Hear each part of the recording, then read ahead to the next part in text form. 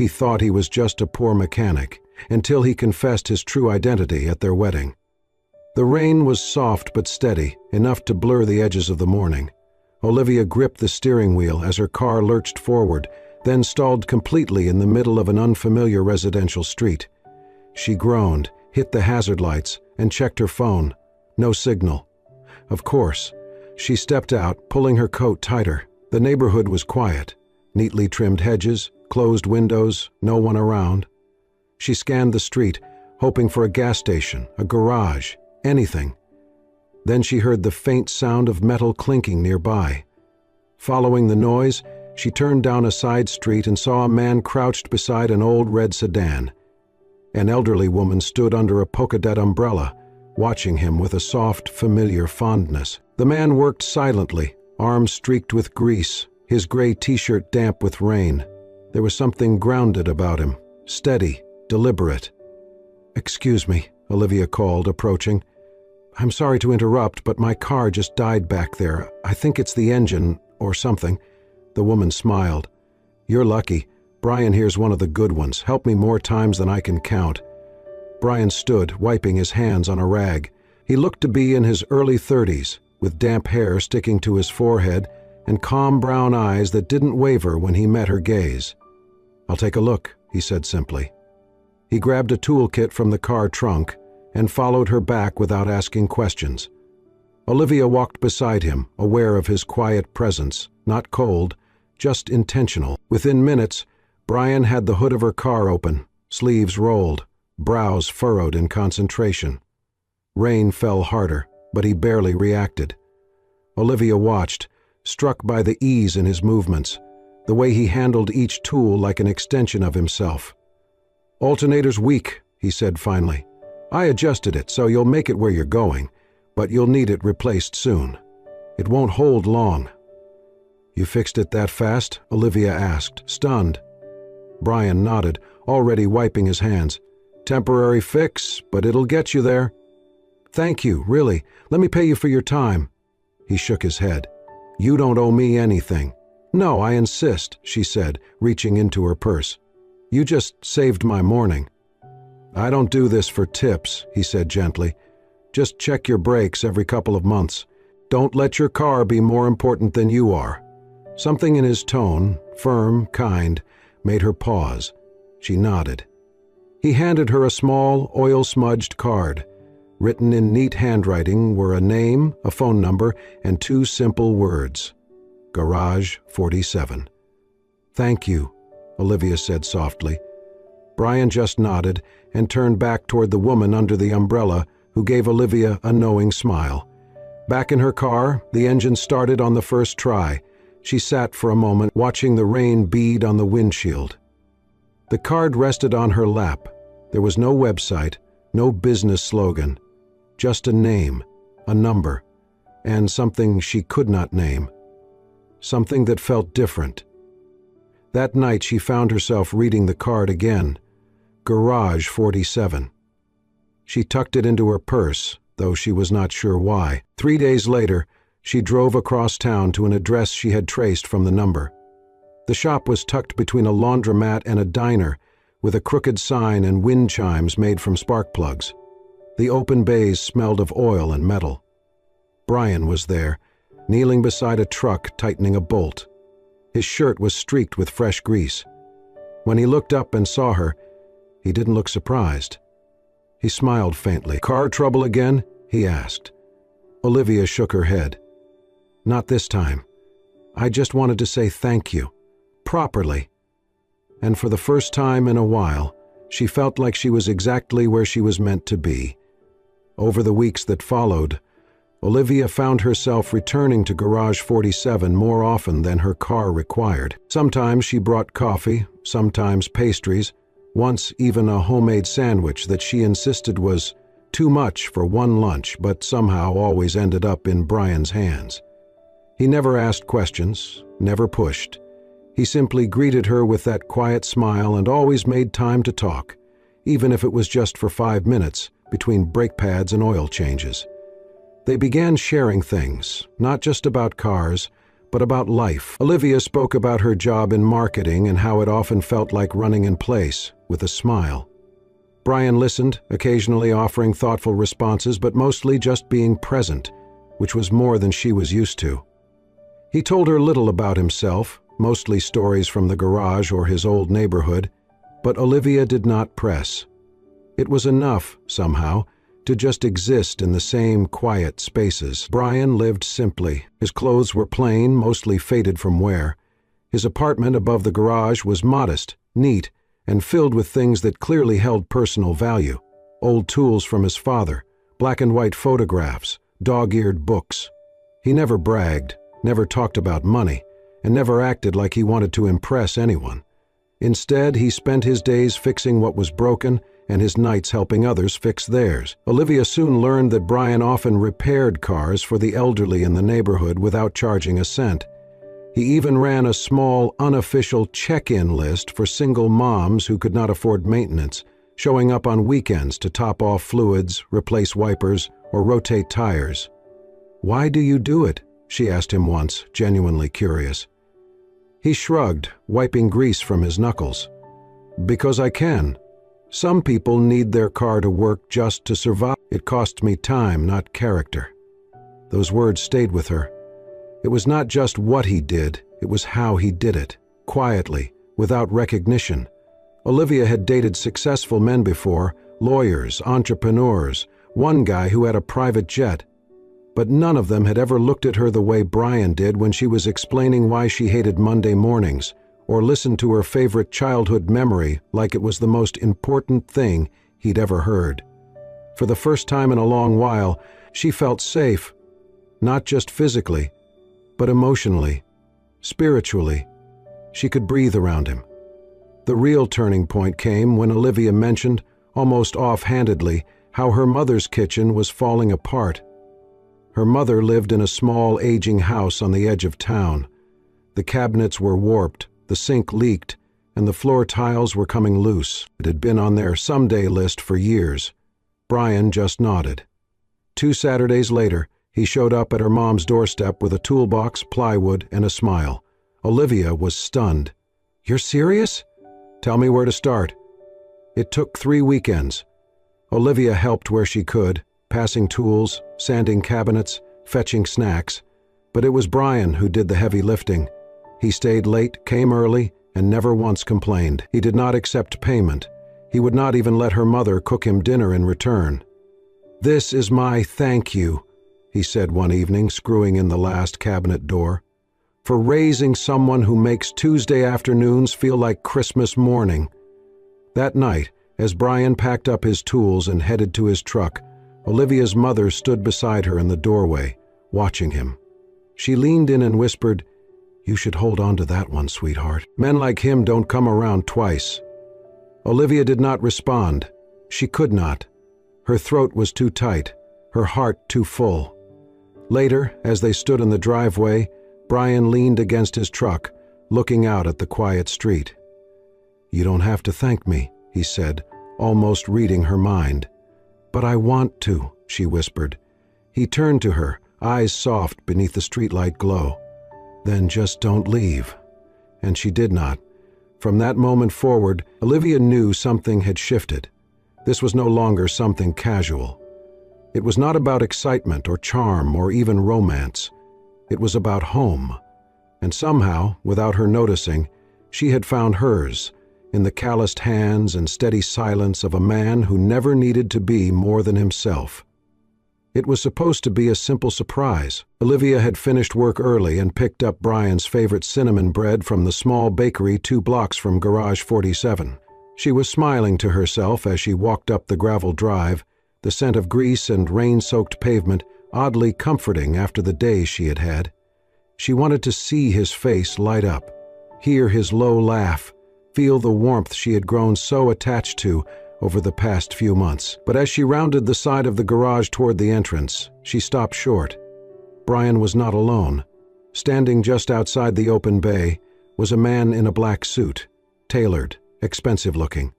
His shoes gleamed despite the dirt. His hair was cut short and styled with the precision of someone who likely never changed his own oil. His presence felt out of place, sharp and deliberate.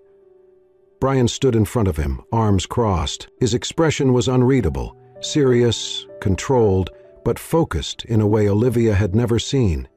He nodded once, then glanced toward the alley where Olivia now stood frozen. Their eyes met. Brian's jaw twitched slightly. The man in the suit turned, but did not seem to recognize her.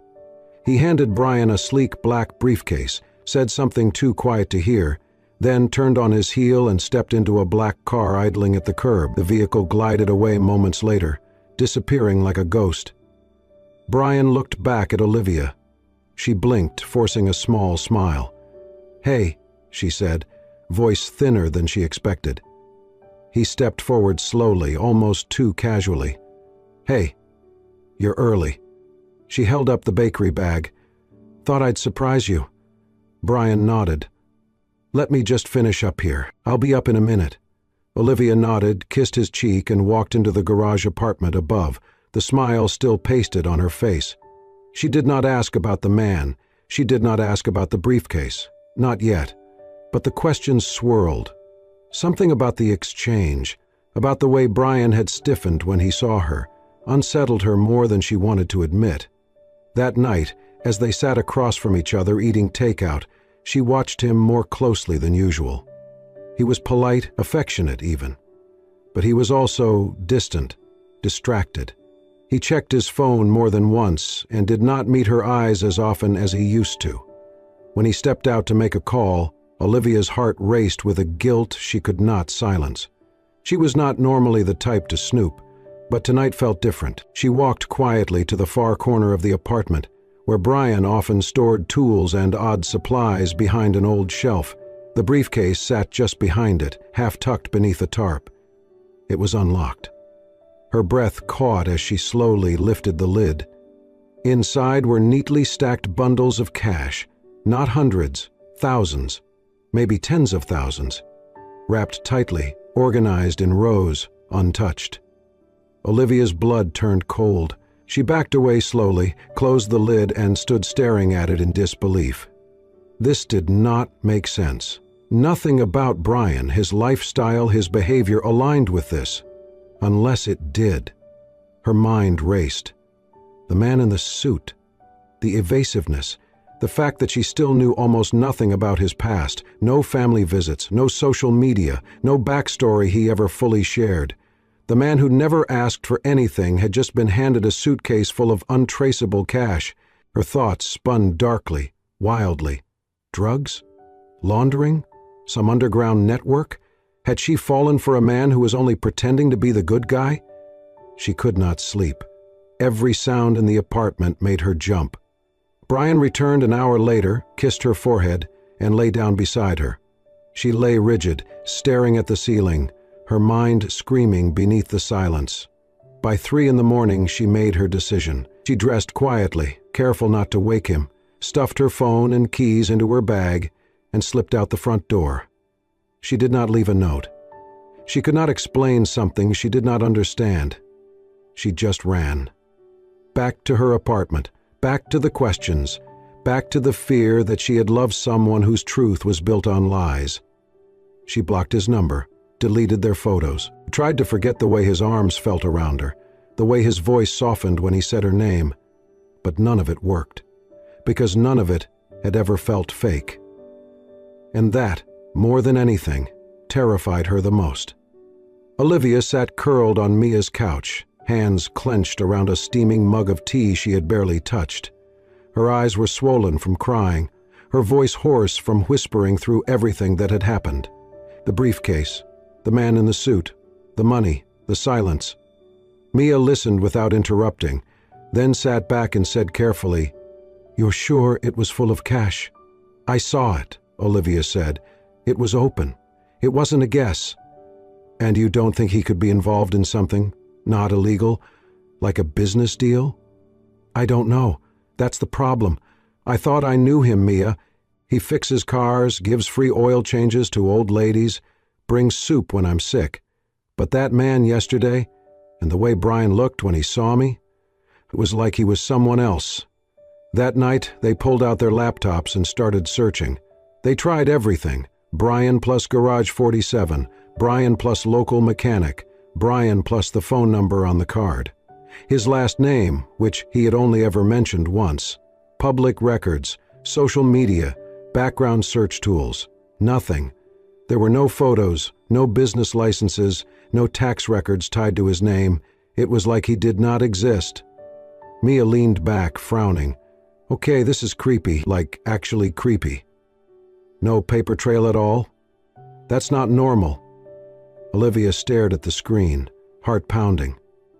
What if he's not even Brian? She whispered. What if the name is fake? What if everything he told me was part of some cover story? I mean, why else would he have that kind of money just lying around? Why is there no record of him anywhere? The more she thought about it, the worse it got. Every detail, his lack of social media, his reluctance to talk about the past, the fact that he lived alone above a garage, started to morph into something sinister. Had she missed signs? Had she let her guard down because he was kind, because he had soft eyes and calloused hands? And yet, the Brian she knew had never made her feel unsafe, never once. But maybe that was the trick. Maybe it was the perfect disguise. Across town, Brian sat alone in his apartment, staring at the wall where Olivia's coat used to hang. The briefcase was still there, untouched. She had not taken anything. She had just vanished. His calls went straight to voicemail. His messages were left undelivered, but never read. He had searched every place she might have gone, her office, the bookstore she loved, the little pier where she liked to sketch. Nothing, no note, no goodbye, only absence. He had replayed their last conversation 100 times, trying to find what he had. The shift in her eyes, the way her voice trembled. He had seen the moment the wall went up, but it had already been too late. He could not tell her. Not yet. Not when it would only bring more questions and comfort. Not when he was still trying to figure out how much of his past should stay buried and how much could be shared without unraveling everything. But now she was gone, and the silence was unbearable. He opened his laptop, fingers hovering over the keyboard, then began to type. Subject: I understand, Olivia. If you are reading this, thank you. I do not know where you are or what you are thinking, but I know you are scared. I felt it. I saw it. I caused it. I am sorry. The briefcase, it is not what you think. But I also know you have no reason to believe me now. You are right to want answers. You deserve them. And maybe I was wrong to wait. Maybe I was trying to protect something that needed to be broken open. If you never speak to me again, I will understand. But please, before you decide who I am, know this: I never lied to hurt you. I never touched your life to play with it. You were the first person who ever saw me without asking for more. You made me believe I could live honestly. If you are afraid, I will let you go. But if you are not, come back. I will show you everything. Brian, he hit send, knowing it might be the last thing she ever read from him. And then he sat in the quiet, surrounded by shadows of someone who once believed he was simply a good man with a wrench, and not someone hiding a past that could cost him everything, including her. The last person Olivia expected to see that Saturday morning was Brian. She had come to the community fundraiser out of obligation. A friend from work had invited her, and she had agreed just to be polite. She was not in the mood for cheerful music, colorful booths, or smiling volunteers. Her heart still ached in places she could not name. But as she wandered past rows of tables with raffles and bake sales, her eyes caught on a group of children gathered near a small tent labeled Rebuild. Volunteers were helping fit kids with prosthetic limbs, custom-painted, bright with stickers and superheroes. A boy in a wheelchair beamed as a young man helped him attach a new, vibrant red prosthetic arm. It was Brian. He was kneeling on the grass, focused, gentle, laughing softly as he adjusted the fit. He looked different somehow, lighter and heavier at the same time. There was something in his eyes that pulled at her in ways she did not want to feel again. He looked up and froze. Their eyes locked across the crowd. Olivia hesitated, breath catching. She could have turned and walked away. But she did not. Her feet moved before her mind did. Brian stood slowly as she approached. For a moment, neither of them said anything.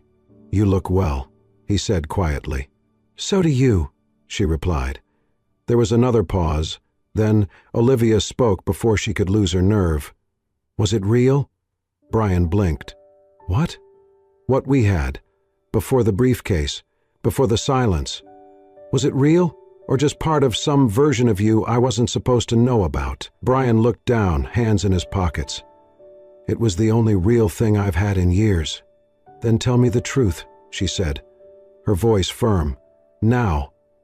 He looked at her for a long moment, then nodded. "Come with me." They drove in silence. Brian took her to the edge of town, down a winding road that led to a modest single-story house surrounded by trees. It was quiet, unremarkable. Nothing about it screamed secret wealth or danger. Inside it was warm, filled with mismatched furniture and shelves lined with old books and framed letters. In the corner stood a table covered with documents, donor envelopes, and photos of smiling children from different parts of the country. "This is where the money goes," Brian said softly. "The briefcase, the trust." Olivia stepped closer, scanning the photos. Kids with new legs and arms, mothers holding thank you signs, clinics in rural towns with handmade banners. "I started it 5 years ago," he continued, "anonymous, quiet. I didn't want my name on it. I didn't want it to be about me." Her throat tightened. "Then why the garage? Why the secrecy?" He sat down on the edge of a worn couch and looked at her, finally meeting her eyes. "Because I was raised with money I never earned. Because I was told that helping people only mattered if your name was on the plaque. And I hated that. I wanted to know who I was without the noise, without the legacy. I chose the garage because it was honest. Because every fix, every smile, every scraped knuckle, it was mine, not inherited, not bought." Olivia swallowed hard. "And the man in the suit?" "My lawyer," Brian said. "The trust is managed under a different name. He brings cash withdrawals every quarter, enough to fund each branch of the project. I didn't want it traced back to me." There was silence for a moment. Then he added quietly, "I'm not a poor mechanic, Olivia, but I've never wanted to live off money I didn't earn. I've been trying to rebuild something, starting with myself." She sat beside him, her fingers brushing the edge of a photo. "You could have told me." "I wanted to. But by the time I realized you mattered more than the lie, it felt too late." Tears welled in Olivia's eyes, uninvited and persistent. "I left because I was scared," she whispered. "Not of you, of finding out I didn't really know the person I gave my heart to." Brian reached out, gently taking her hand. "I never wanted to be someone you had to figure out. I just wanted to be someone who was enough, without a title, and maybe you are," Olivia said, voice trembling. "Maybe you always were." In that little house filled with quiet proof of who he really was, the space between them finally felt honest again. Not perfect, not easy, but true. The ride back from the small house was quiet, but this time it was not uncomfortable. Olivia sat beside Brian, staring out the window, her thoughts full, her heart softening with each mile. She no longer felt angry. What had replaced it was something far more humbling. Shame. Shame that she had assumed the worst about someone who had only ever shown her the best of himself. Brian had not begged her to stay. He had not tried to explain away her fears. He simply showed her the truth and let her decide what to do with it. When they reached the edge of town, he pulled over near the same street where they had first met, the same sidewalk where she had stood, helpless and flustered, with a broken car and a rain-slicked coat. He turned off the engine, resting his hands on the steering wheel for a moment. "If you want to walk away again," he said gently, "I won't stop you." Olivia turned to look at him. His eyes were steady, but there was a kind of quiet sorrow in them that hurt more than any accusation. "I'm not here to ask for anything," he continued, "not even your forgiveness. But if you do want to keep going, if you want to try again, then take my hand, like you did the first day we met." He reached out, not in desperation but in hope. Olivia looked down at his hand, rough, scarred, familiar. She took it without a word. They sat there for a while, hand in hand, listening to the wind whisper through the trees. A month passed. Slowly, gently, they rebuilt. Olivia returned to the garage, not just to bring coffee, but to sit nearby and sketch while Brian worked. They shared quiet lunches on the tailgate of his truck. Sometimes they talked, sometimes they didn't. Brian never pressed. He was just there, steady, patient, real. That steadiness was what allowed her heart to come back to life, bit by bit. One evening, Brian invited her to a charity gala hosted by his organization. It was a simple event in a repurposed barn outside the city, lit by string lights, with soft music and tables lined with handmade crafts and silent auction items. Olivia wore a navy dress, Brian a jacket, no tie, still boots. They looked like themselves, just more polished. As the night wound down, Brian took the stage. "Thank you all for being here," he began, voice calm and warm. "This project started quietly. I never wanted it to be about credit, but tonight I'd like to use this moment for something personal." Murmurs moved through the crowd. Olivia's breath caught. He looked at her directly. "The first time I met Olivia, she was stranded on the side of the road, her car stalled, her face looking like the world had ended. She didn't ask for help, she apologized for needing it." Laughter fluttered around the room. "I gave her a note with the name Garage 47 and thought I'd never see her again, but she came back." He stepped off the stage and walked toward her, pulling something from his jacket pocket. When he reached her, he knelt, not grandly, just with quiet purpose. "Olivia, the first time I met you, your hands were shaking because your brakes were bad. Today, if your hands are shaking, let it be because you're nervous about forever, and let me hold them every day of it." He opened his hand. No ring, no box, just a folded piece of paper, the same kind as his old garage card. In the same handwriting it read, "Still Garage 47, still yours if you'll have me." Tears welled in her eyes as she nodded. "Yes," she whispered, "I've always been yours." They embraced as the room filled with soft applause and gentle music, holding each other under the glow of barn lights like they were finally exactly where they belonged. The garden behind the Hearts and Hands headquarters had been transformed into a quiet haven. Wildflowers lined the path, string lights hung between trees, and wooden chairs faced a small altar beneath an old oak tree. Olivia stood beneath it, her white dress catching the golden light. Her hair was tucked with lavender, no veil, no train, just a ribbon around her waist, soft and sincere. Brian stood across from her, gray vest and sleeves rolled, his smile steady. He looked like the man who had fixed her brakes and somehow, also, the man who had healed her. The guests weren't executives or VIPs. They were people Brian had helped. An elderly woman with a walker, a boy with a new prosthetic arm, teenage mechanics, volunteers, people whose lives had been touched not by wealth but by care. The ceremony began with honest vows. Olivia promised to listen, even in frustration. Brian promised to tell the truth, even when it was hard. They vowed to keep choosing each other, not for who they once were, but for who they were becoming.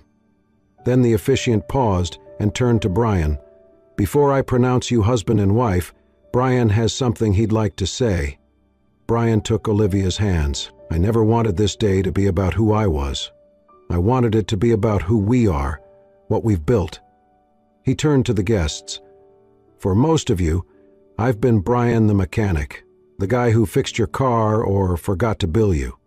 But what many of you don't know is that I'm the founder of this organization, and I'm still the chairman of the board." A soft gasp spread through the crowd. "I kept it quiet because I needed to know who I was without the noise. I left a life of legacy and expectation to build something real. I wanted to serve without needing my name etched in stone." He looked back at Olivia. I didn't want you to love the man behind a title. I wanted you to love the hands that fixed your brakes, the heart that burned toast and got grease on your kitchen chair." Soft laughter rolled through the guests. "I wanted to be chosen, not for what I have, but for who I'm trying to be." He pulled a folded note from his pocket and read, "To the girl who made a mechanic feel like a king. You are the reason I found my way back to myself." The officiant smiled, voice warm. "By the power vested in me, I now pronounce you husband and wife. Brian, you may kiss your bride." The kiss was slow and full of promise. As they turned to the crowd, hand in hand, Olivia whispered, "You never had to prove anything." Brian smiled. "Maybe not, but I needed you to know everything, and still stay. Always," she said. The rest of the afternoon was filled with laughter. Barefoot kids dancing in the grass, elders raising lemonade in toasts, and stories shared under the trees. Olivia looked around and saw the quiet legacy Brian had built, not with wealth, but with love. And as they walked past the rows of wildflowers and lanterns, she thought of the first day, when all he gave her was a card, Garage 47. And somehow, that had been more than enough. 1 year later, the life Brian and Olivia built together was not one of grand headlines or lavish travel, but of rhythm, purpose, and peace. They lived in a modest wooden house on the edge of town, tucked beneath a canopy of tall pines, and wrapped in the kind of quiet that let you hear birds before sunrise. It was the kind of home where the porch creaked when you stepped on it, and the windows fogged slightly in the morning, where everything felt lived in, warm and real. Brian still worked with his hands. He kept Garage 47 open on weekends, not because he needed the money, but because he loved the work. He fixed brakes for single moms, replaced radiators for old friends, and spent his Saturday mornings running free technical classes for teenagers who might not have had a father figure or a steady hand in their lives. Olivia opened a small interior design studio just down the road, a community-focused space where people from all walks of life could come and consult on how to turn small rooms into sanctuaries. Her favorite projects were the affordable ones: shelter spaces, single-bedroom apartments, the homes of quiet warriors just like Brian. She believed everyone deserved to live in beauty, even on a budget. Each evening, no matter how busy the day, they paused, they made tea, they sat on the porch or by the fireplace, depending on the weather, and read aloud thank you notes from people Brian had helped, handwritten letters, sometimes scribbled in awkward cursive, sometimes typed with precision, always heartfelt. One night, a letter came from a boy named Marcus who had attended one of Brian's free classes and was now enrolled in a technical college. Another came from a grandmother who said the car Brian had fixed allowed her to visit her late husband's grave every Sunday. Olivia saved every one of them, tucking them into a large box that sat under the coffee table. They never stopped being surprised by the kindness they had helped inspire. And though their world was simple, it was full of meaning, of joy, of each other. Their wedding photo hung above the mantel, framed in rustic oak, next to a small glass case that visitors often asked about. Inside it was the old black briefcase. It now sat empty, slightly scuffed at the corners but polished clean and locked shut.